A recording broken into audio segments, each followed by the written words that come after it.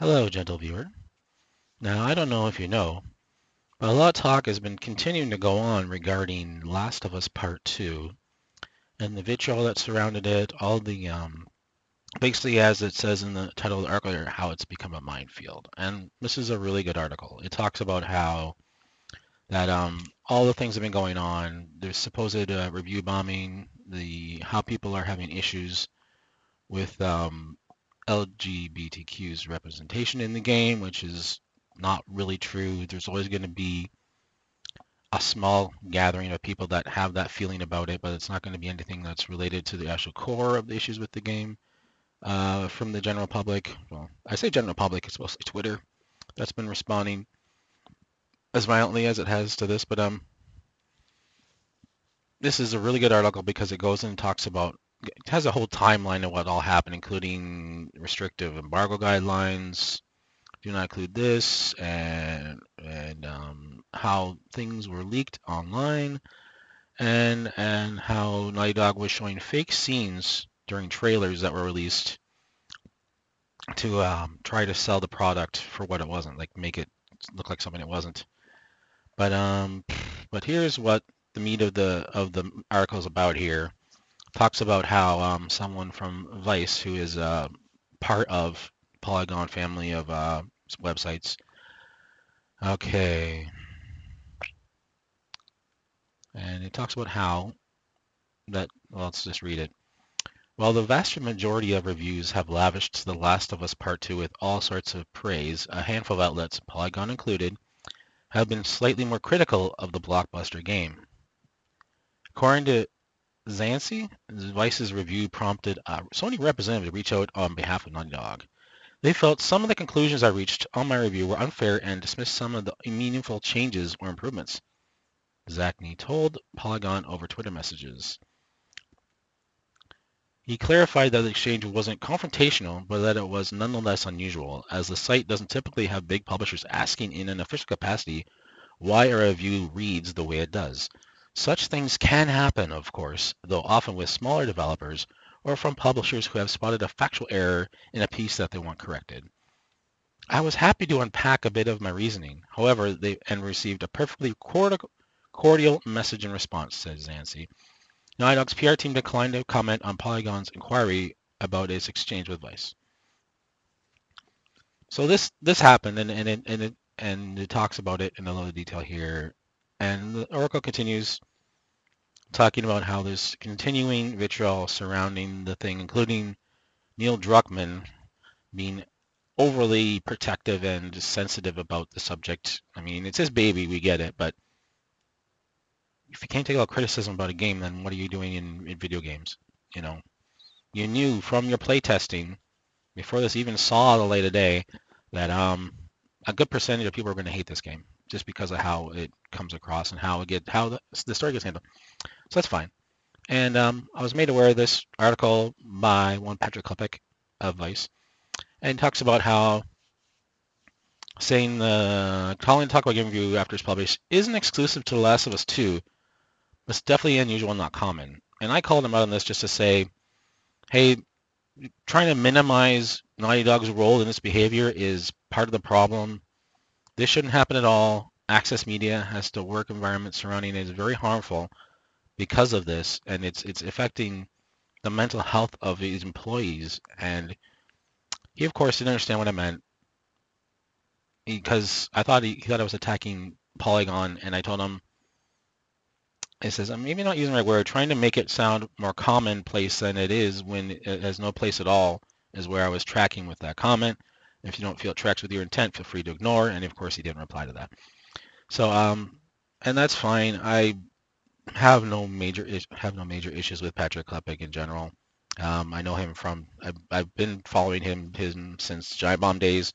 When he left Giant Bomb, I sort of trailed off because he just wasn't someone I could take in larger doses at all. So being exposed to him on a day-to-day basis wasn't something I was interested in. That's just my personal preference. But and I didn't want to be vitriolic with him. I wanted to let him know that, why are you downplaying Naughty Dog's role in this? Why are you saying oh yeah, other people do this too. It's not a big deal. Well, it's not a big deal. It's not uncommon. It is uncommon. Like just sort of reinforcing her point, but sort of diminishing the article by trying to point out that other companies do this too. We know other companies do this too. This isn't about other companies right now.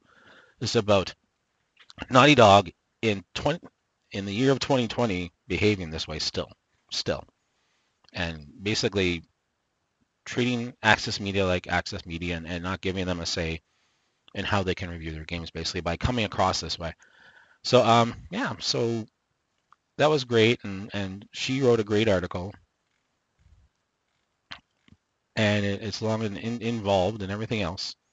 And she wrote a great article, but then she turned around the next day. I don't know if this came about because she had a quota to fill or because she was her pointing out this access media bias was not welcome with Polygon, but she wrote this like 2 days later, talking about how gaming doesn't know how to deal with muscular women, and goes into detail about how about AAA has only recently started incorporating female protagonists in their games. No, this is not true. It's not true at all.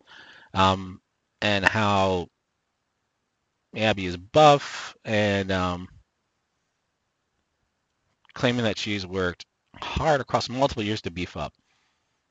And it's and of course they link in Jack Saint's little tirade about how like showing this total meme where they can't understand why she looks that way, but and then they show a picture that's a previous picture where she actually looks more feminine than she does in the actual game. This is like something that came out as a preview in a preview event. I think it's not part. She's not. I don't think I've seen her look like this in the game today, though I have not watched the whole game. I have watched other people play the game, but and here's this here talking about how, oh, because we don't like her muscles, we're bigots. You know, it's like, it's not that we don't like her muscles or we don't think, or we're saying it's unrealistic. It's the fact that in a zombie apocalypse where resources will be severely limited, it's not realistic to expect that Abby will be able to bodybuild and gear up and get to this level of strength and endurance. She might be able to increase her endurance through working out, but unless she's like being fed, I don't know, 3,000, 5,000 calories a day, which they would never allow, she's not going to build up this bulk. She's not going to be this muscular. And so just like, it just goes back to like not understanding that this whole thing behind having issues with her weight training and her ability to look like this, the character, is just a meme. It's we don't care about how she looks. We're confused by it in some respects, you know, because like literally people thought because she had no breasts that she was trans. She's not. At least that's what Druckmann has come out and said. Um, People just thought it was funny that she looked this way, and we're making fun of it. But the actual issue is with the character and how she's written and what she's doing in the game. And talk about how it's a potentially jarring in video games. Her appearance is potentially jarring because video games lack range when it comes to biodiversity. This is also not correct. There have been video game characters, female, that not lead characters, but ones that look all different ways. Protagonists in the games, and she talks about this in this article, have been very feminine, not to an extreme extent in some cases. Like, of course, you're going to have Tomb Raider, like the old Tomb Raider, and you have things like Samus from Metroid and other things like that.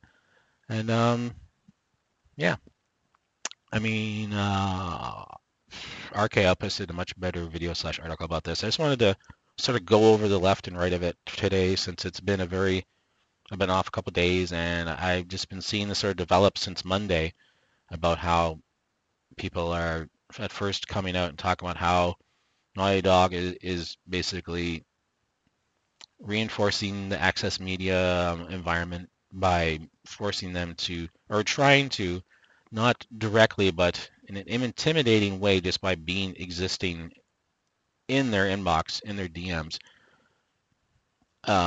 reinforcing that, trying to basically say, hey, you are not going to be able to keep doing this, seeing our games early, getting access to things. unless you toe the line, unless you make sure that we get a good representation on your website. So but so far Polygon slash Vice has not been bowing to this altar so far. But articles like this, of course, do affect that, do make it look like they're trying to basically make good for the previous article, which makes sense.